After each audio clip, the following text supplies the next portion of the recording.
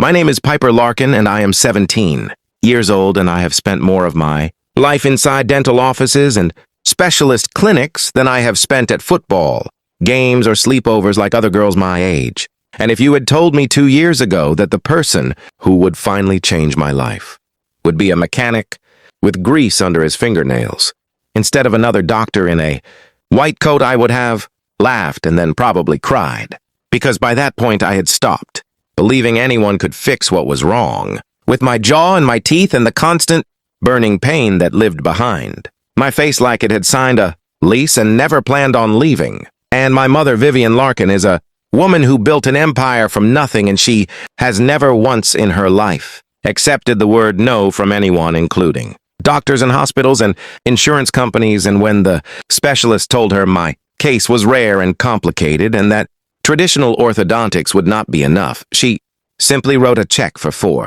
$400,000 for a custom braces system designed by a team of engineers and orthodontists who promised me a miracle, and what I got instead was 2 years of tightening and adjusting and swelling, and nights where I could not sleep because my jaw throbbed like a heartbeat that refused to slow down, and still my bite was wrong, and still I could not chew properly, and still I hid my smile in photos because I was embarrassed of the metal and the pain that never seemed to have a point where it would end. And my mother spent more money trying to fix what money could not fix, and I watched her get quieter and more frustrated with every failed appointment until we barely talked about it anymore, because talking about it just reminded us both that we were losing. And it was on an ordinary Tuesday that everything changed when our car broke down on the edge of town, and my mother, in her heels and her tailored coat, had to walk into a small garage with a hand-painted sign that said Halloway Auto Repair,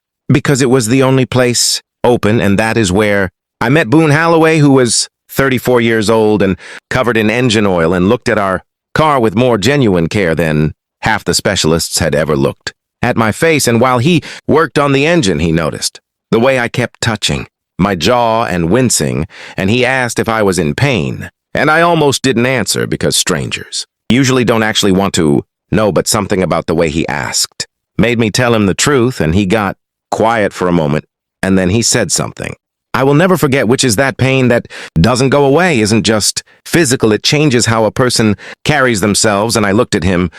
confused, because how would a mechanic know anything about that? And he told me that his mother had suffered from a jaw condition for years before she passed away, and that doctors dismissed her pain over and over until it was too late, and that he had spent nights after her death teaching himself about jaw mechanics and bite, alignment, and pressure points, not because he wanted to become a doctor, but because he never wanted to feel that helpless again. And he had filled an old notebook with sketches and calculations, comparing the mechanics of tension and support systems to things he understood deeply, like suspension systems and load distribution in engines. And my mother, who had spent $400,000 and gotten nothing, overheard this conversation, and I could see the skepticism on her face harden into something almost cold, but she didn't say anything that day. She just paid for the repair. And we left, and I couldn't stop thinking about what he said, because for the first time in years,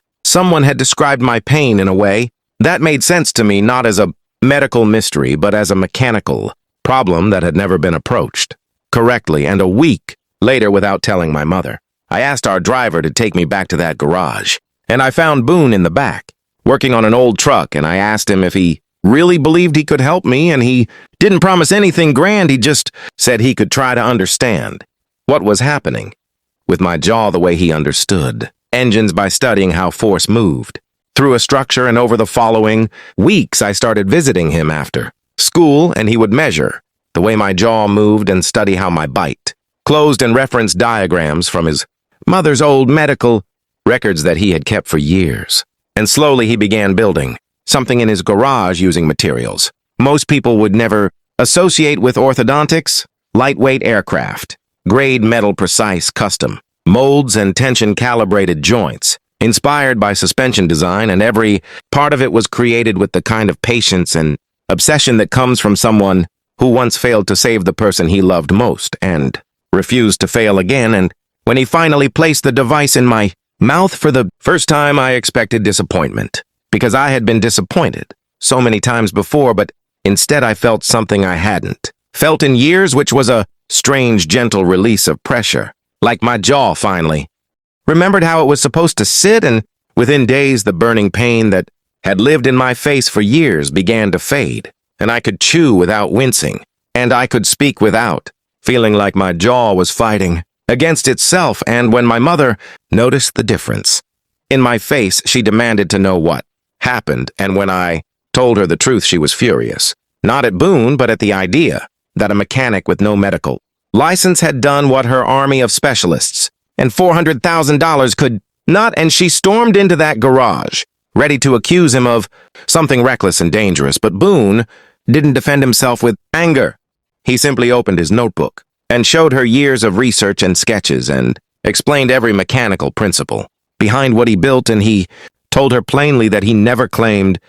to be a doctor. He only wanted to help because no one had helped his mother in time. And my mother stood there, staring at pages filled with obsessive dedication, and something in her expression shifted from anger to disbelief and then slowly into something like humility. And she asked him why he would spend so much time and effort on a stranger's daughter without any promise of payment or recognition. And Boone said something that silenced the entire room, which is that some people build things for money and some people build things because they made a promise to someone they lost, and he made his promise the night his mother died, and my mother, who rarely apologizes to anyone, quietly thanked him and asked what she could do to support the work he was doing. And over the next few months, Boone worked with real specialists who finally took his research seriously, and together they refined the device until it became something that could help other people suffering the way I once did. And today I no longer hide my